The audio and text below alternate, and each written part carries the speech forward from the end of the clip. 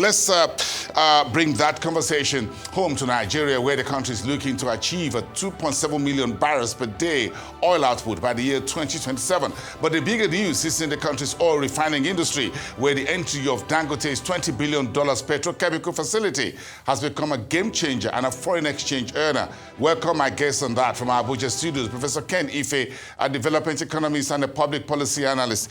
Good evening to you, Professor. Thank you very much for coming into the conversation tonight. Now, I'm sure you're listening to the conversation there with NJ. How much of Nigeria's decades-long problem of petrol scarcity and pricing problems has the coming on board of the Dangote refinery helped the country to resolve?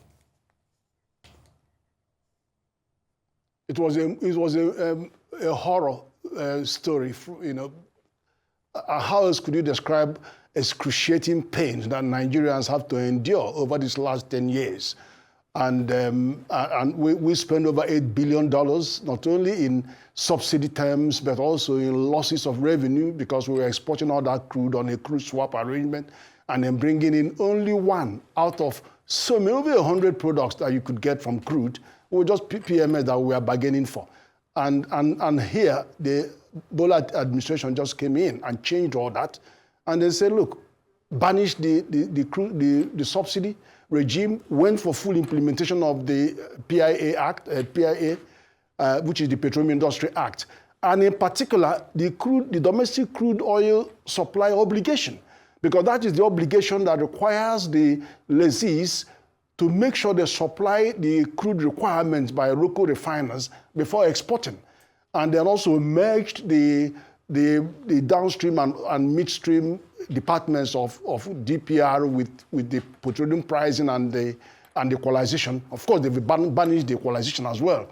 And then now they are having to enforce that to ensure that allocation of crude takes precedence in terms of supply to the domestic, it takes precedence over export. Then make sure that they also advertise those requirements, and then also they police that. So that has sanitized the industry. And then there's an added principle that we should have a Naira crude swap, which is music to the ears of every Nigerian citizen. You can buy crude and sell the petrol in Naira. So that nailed all that preach. But then, of course, you know what that meant?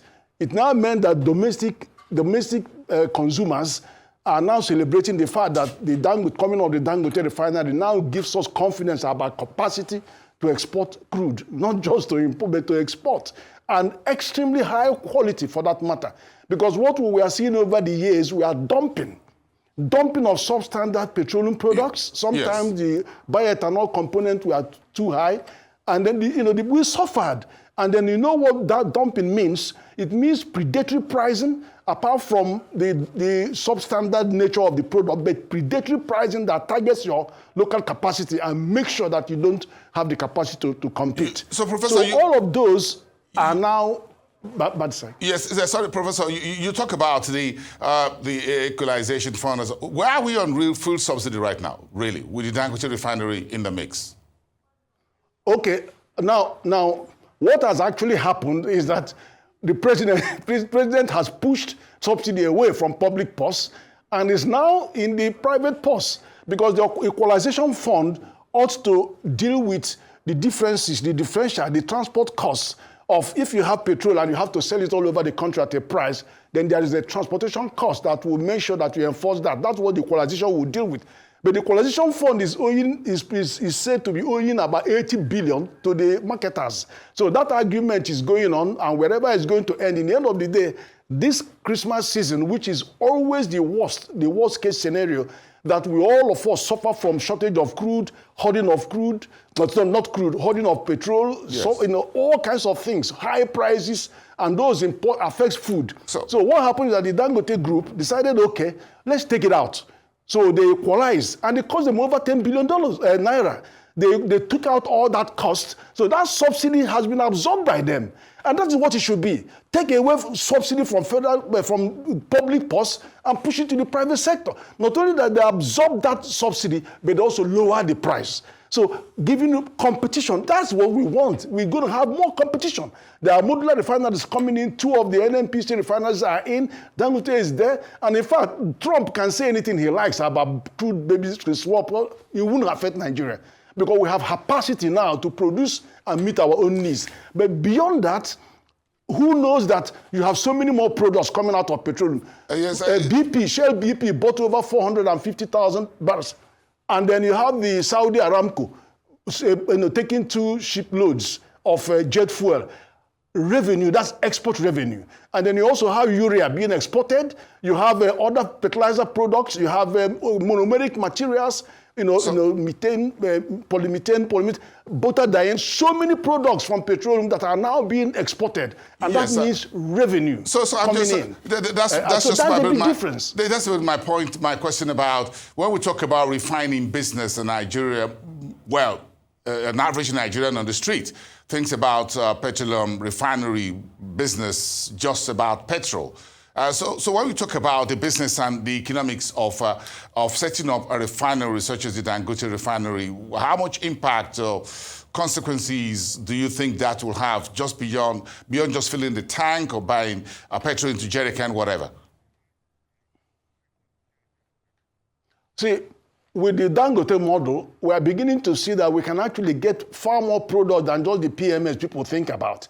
Of course, you have the diesel. You have all these butadienes and what we call platform chemicals, with which you can produce infinite range of organic products.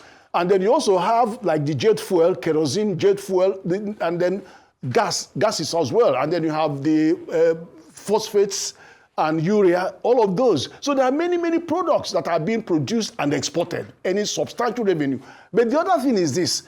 This is not only just backward integration, but what happens is that the same company will open oil fields in other neighboring African countries, open refineries in other neighboring countries, and export naphtha to them to refine to earn dollar for Nigeria, and then and then import their crude and refine to get knowledge. So you will see a very, very different, like the cement, what he did in cement.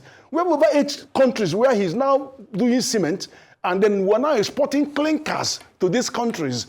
And then, so it's actually reversing our import dependence, to export dependence. So it's complete reversal. And then downward, all the downstream industries, the downstream petrochemical industries can now come in. Those making tires, those using tire, all kinds of products, and the supply chain will be expanded. It's incredible. So we're going to see a new energy sector in this country. In terms of outlook, do you think which Nigerians should still expect petrol prices still tweaked a bit more lower? If you look at oil prices, which, well, he said we shouldn't mind President Trump, whatever he's saying, but again, if oil prices go down, or crude prices go down to the lower end of the $70 a barrel handle or thereabout, do you think Nigeria should still be able to enjoy a few more haircuts, as it were, in terms of petrol pricing? Do you think that's possible? No, I think it is. I think it might even go below 70, without a doubt, because he means business. Remember last time when he was there, it was even worse. But now, Nigeria is ready. We would all have been crying if the situation was like what it was when this guy was there last time. Now, Nigeria is stronger because we have our big boys in position. And now we've gotten away with we've got rid of the NNPC monopoly on the export of crude or water. We've got rid of all of that. We are fully implementing. Even the companies, the IOCs in the country onshore are leaving. And then Nigerians are taking control. They are still active in the offshore. And then, so we are in a better position than any time else in the last 10 years to be able to fight and then deliver all that dividend to Nigerians. So we couldn't be bothered about what happens on the upper, as long as we don't touch this policy of naira to crude, because that is the center. If you touch that, then I don't think the company will be justified to remove all these equalization expenses. No, I don't think it will be surprised. So we should allow that to take place. So irrespective of how crude goes up and down, we are buying our crude in Naira, we are selling our PMS in Naira. So we now exonerate the public consumption and then face the export. We have more. In fact, what are we exporting the crude for? We don't need to export our crude to America, even though America is the biggest producer of crude, but some of their refineries are built on our Brent crude. So, but we don't have any business because we can't even satisfy the demand of that. And I think he should even be given more prolific oil fields and offshore oil fields to be able to meet his demand. So we shouldn't be faced by what President Trump is doing at all, not at all. All right, we thank you, as always, Professor Ken Ife in our Abuja studios. Do have a great evening, sir. Thank you so much for this conversation.